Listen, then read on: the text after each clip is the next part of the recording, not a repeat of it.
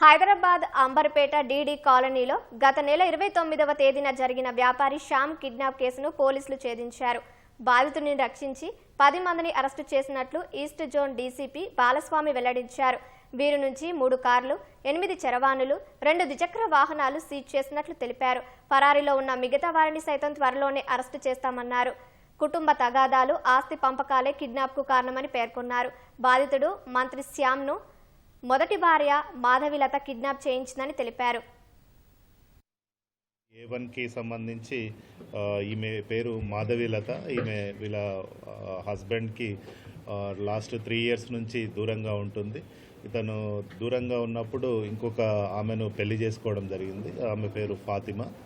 So ఇతని పేరు కూడా మంత్రి శ్యామ్ నుంచి అలీ అని పేరు మార్చుకొని ఆ మ్యారేజ్ కూడా చేసుకున్నాడు.